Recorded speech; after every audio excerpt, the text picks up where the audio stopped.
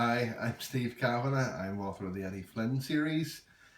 This is a little video to celebrate a few things that are happening at the moment. My first novel, The Defense, has just been published in America. It came out on the 3rd of May and it's available in all good bookstores. The second novel in the Eddie Flynn series, The Plea, is released next week, Thursday, 19th of May. And my wife thought, in honour of this, she would get some friends to ask me some questions and for me to answer them on camera. I haven't seen any of these questions. I don't know who they're from. So it's a bit of an adventure, but we'll see how we go. So we have a gold envelope. Okay, so the first question that we have is from Gordon Mackay. Gordon asks, which reality TV show would you most like to appear on? You must pick one. Right, great. I don't really watch a lot of reality TV shows. I really don't like them. I suppose MasterChef would be good. I can make an omelette. I could certainly make an omelette and be eliminated in the first round. Second question from Gordon. Which book should be made into a film and which book should never have been made into a movie? Gordon, that's really difficult. Which book should be made into a film? I'd love to see John Connolly's Charlie Parker series as an extended TV series. Can I get away with that? If that's done really well, that would be awesome. Which book should never have been made into a movie? Oh, that's really difficult. I suppose... very tough. Maybe Life of Pi, because I haven't seen it and I have no interest in it. Next question. Ava Marsh asks, did Adam and Eve have navels? And if so, why? That's a really fascinating existential question. I'm going to say that Adam and Eve probably didn't exist. And therefore, the fact they didn't exist, they didn't have any navels. Stephen Dunn asks, I love a full Irish fried breakfast, Steve, but too often I find that the half a tomato on the plate is barely cooked. I've had this problem myself. Where do you stand on this issue and what can be done about it without restoring to tinned tomatoes? First of all, the tinned tomato issue, I don't think having tinned tomatoes solves your difficulty. What you really have to have is a very well cooked tomato. Or you can skip that altogether and have some muesli. Callie Taylor asks, do you keep a beaker on your bedside table? I don't keep a beaker on my bedside table for any reason. Not sure about that one. And next one from Callie, do you keep a pen and paper by the bed? What do you do if you have an idea late at night? Try to remember it or write it down. I very rarely have ideas at night. If I do, usually I'll remember them. And if I don't remember it, it probably wasn't a very good idea in the first place. Pete Rozovsky, the great detective, asks, I would like to ask my learned friend, the bald lawyer, whether you must wear a wig when you appear in court. This is an interesting question. I don't have to wear a wig. If I get rich someday, I might buy a wig. But I'm a solicitor, and solicitors who appear in court don't have to wear horsehair wigs. Although quite a few of my colleagues do wear wigs, but we all know who they are. Helen Cadbury asks, what is your favourite word? My favourite word is,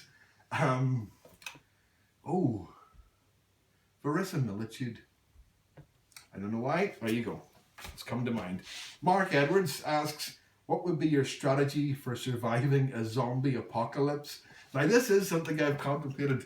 I think I would have to keep a lot of wood in the garage so I can reinforce the house to fend off the zombies. I have a lot of tinned food and I also have sharp knives. I think that's probably all I can do for now without being arrested. Anthony Quinn asks, you're in a pub at a crime writing festival and a scuffle breaks out between your agent and James Elroy. How would you handle it? Oh, I think I would break it up and then go and side with my agent, because he's a lovely man and he's probably right. Lois Brady asks, what was your favourite book as a child, a teen, in your 20s, in your 30s? As a child, I can remember being in Belfast Ormer Road Library and reading Captain Pugwash. Used to like a bit of Captain Pugwash. There's all sorts of strange character names in Captain Pugwash, which I won't go into. As a teen, I loved Lord of the Rings and The Hobbit. In my 20s, I read some Jane Austen, which I liked. I also read Raymond Chandler for the first time, so we can go with Chandler over Austen. And in my 30s, probably John Connolly's Every Dead Thing. Rob Scragg asks, who would you like to play Eddie Flynn in a movie? I've always sort of avoided this question and skirted around it. A couple of guys would be really good. Mark Ruffalo would be really good. There's also a man whose name I can't remember, who would be very good. Who else would be good? Yeah, Tom Cruise, because lots of people go and see the film. And I don't mention Eddie's height. Celine Clark asks, if you could take on a case in any era in America, what would it be?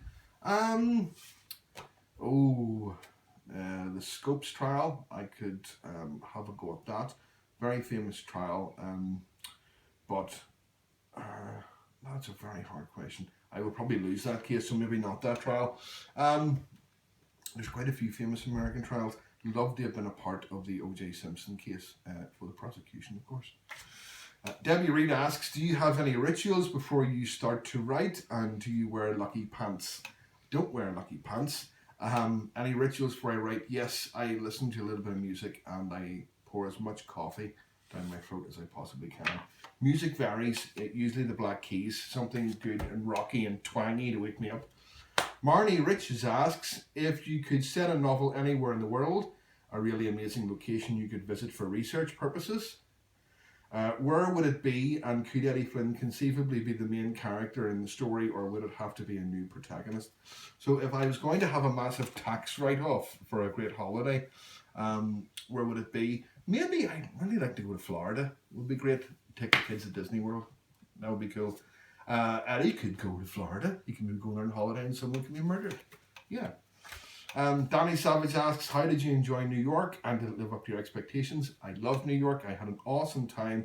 Met my publishers, Flatiron Books.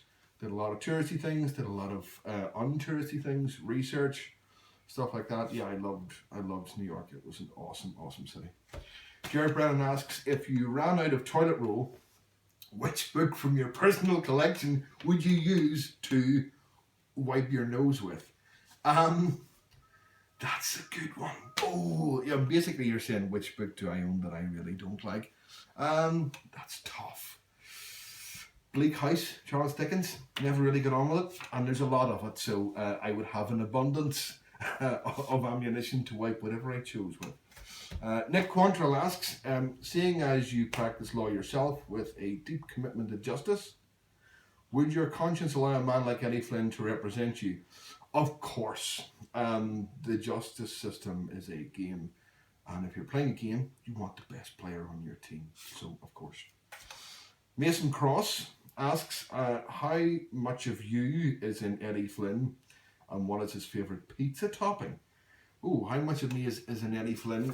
Quite a lot of me. I wrote Eddie Flynn.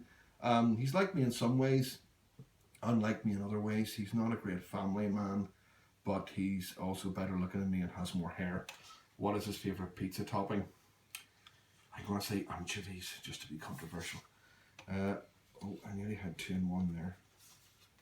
Next one, John Mackle asks, oh my God, who would you bring to a dinner party, alive or dead? Who would I bring to a dinner party? Maybe Christopher Hitchens? Just to liven the party. Fantastic conversationalist, and he's bound to get drunk and have a fight. Alexander Benedict asks, what famous person would you like living in your basement and why? I don't have a basement. If I have a famous person living in a fictional basement, I suppose Stephen Fry. He's very nice, and he'd be good for babysitting.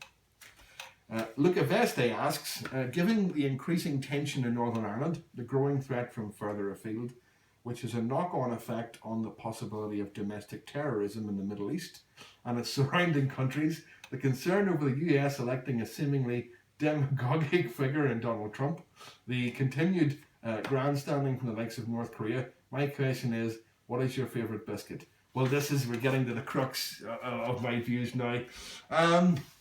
Quite partially a bourbon, but it's hard to beat a Viscount. So there you are, folks. I rather enjoyed that. If you enjoy crime fiction, next Friday, the 20th of May, I will be at Crime Fest, taking part in the Making a Murderer panel. I'm there for the defence of Stephen Avery. Come along and see that, and if you're out and about, have a look at some of the books too. Okay, thanks. Bye.